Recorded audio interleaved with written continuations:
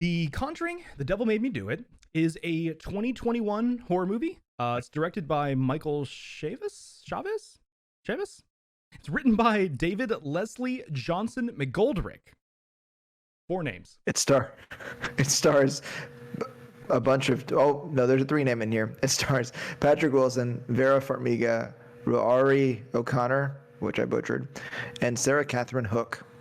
The budget for this movie was right around 39 million, and it had a this is the first time we've talked in a few new movies. This is the first actual positive box office take. It has had a box office take of 57.8 million, and also released for HBO Max. The tomato meter rating is 58% with an audience score of 84%. Another one with a big difference between the critics and the audience. This is actually down from when we checked it. We checked it like right after it came out, like last week, right? Yeah. I think we looked at it, and these are actually down from where they were before. Yeah, but both have gone down a little bit. Yep. So this is The Devil Made Me Do It is serves as a sequel to the 2 previous Conjuring movies. The first one from 2013, the second one from 2016, and it's actually the 8th installment in the Conjuring cinematic universe, or the CCU as all of us call it.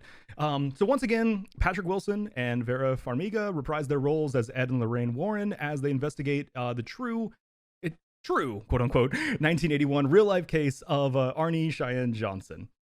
So my initial thoughts of this movie, I honestly I was not excited to watch this. The movie, not necessarily the movie, but just like living alone in an apartment now, watching a horror movie in the dark by myself was not necessarily exactly how I wanted to spend a Tuesday night, but it's what I did.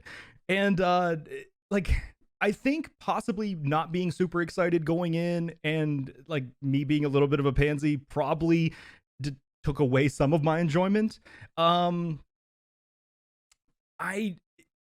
watching it, I can't lie. Like, I was not really invested in it. I don't know if it's as we talked about before with the things I just mentioned, or if it was just the story. The story is not horrible, but it did not keep me super interested. I'm not going to call it boring, but I'm also not going to call it intriguing either. To give this a verdict, okay, so it is a fun watch. I did not nearly enjoy it as much as the previous 2 Conjuring movies, but honestly, I saw those, with other people, and horror movies are kind of a lot more fun in groups, or in theaters. I think if I would have seen this in the theater, there would have been a much more enjoyable watch as well. Even though I usually prefer movies in my living room, I do think that horror movies in theaters are kind of a cooler experience. I do think, honestly, the quality of this was pretty good, if I'm just going to try to be objective.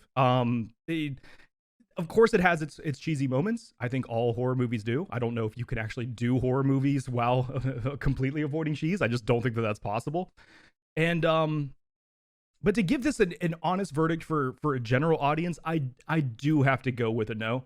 The main reason is, like, if you're a big fan of the Conjuring Cinematic Universe, or the CCU, then you're already going to watch this anyways. You don't really care what my recommendation is. If you're a huge fan of horror movies, I think you're in that same boat. You're probably already going to watch it and you don't really care what the recommendation is. If it's someone that's on the fence, I don't really think they're going to be missing out much by skipping this. Yeah, I honestly, I think it's fine, but yeah, I'm not going to give it a yes.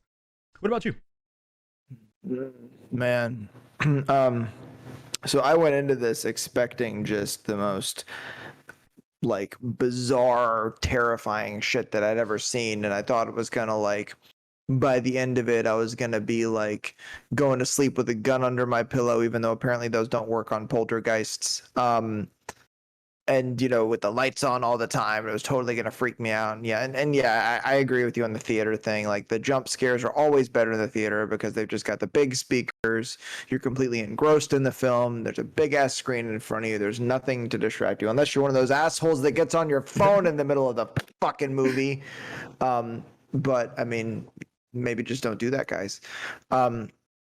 Yeah, and I actually went back and watched. I'd never seen any of the Conjuring films, any of the things, even in the universe. I completely didn't watch any of them. I went back and watched the first one, Okay. which is, I think, a better movie. Yeah, I agree. I wasn't really particularly frightened by either of them. They didn't really freak me out that much.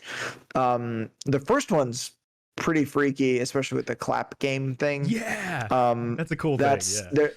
I don't know what it is. Like something about child ghosts just makes him creepier. Yeah. Um, but this is not about the first one. This is about the third. And, you know, this movie just seems like a cheap sequel to me. That's really what I felt like I was watching. I felt like it was just a movie capitalizing on a franchise. And that's exactly what's going to happen. You know, that they won't stop making Fast and the Furious movies. Maybe they won't stop making Conjuring movies either. And eventually they're going to have to say, not based on a true story so they can keep making them. Yeah, And Ed based and Lorraine is, are only in so many actual cases, right? yeah. They're going to run out of real cases after a while. And I mean, and you know, based is extremely loose in this case also. But it's, you know, I just I agree with the cheese. There's just something, without spoiling it, you don't have the kind of, what's the word, the kind of um terror, I guess, that you have in other films. You don't have this completely terrifying antagonist. It's really just disappointing in almost every way to me. It was shot well. There were some cool angles, some cool shots. Some of the stuff that they did camera wise was interesting. They did some really cool tight shots really well. The Yeah. lighting was fantastic. They did great lighting in all the right ways to Yeah. get that emotional response from the audience that they wanted. I think the sound work was really good too. Oh yeah, agreed. Yeah, and that's one thing that I think is killer. No pun intended. Um, uh, in most horror films is the sound, because you have to create this sonic kind of effect with the audience that really gets them. You know, Yeah. that creeps them out, gives them chills, makes them jump. And once again, that's another reason why these are better in the theater. So I will say, I echo Ty. You know, if you love the franchise, you're gonna watch it anyway. If you love horror films, you're gonna watch it anyway. Definitely watch it in the theater. And the thing is I recognize if you're a real horror fan, that's probably what you're going to do anyway. And they But probably already did. yeah, I mean, you know, if you haven't gotten them shots, get them shots, and then go see this movie in the theater.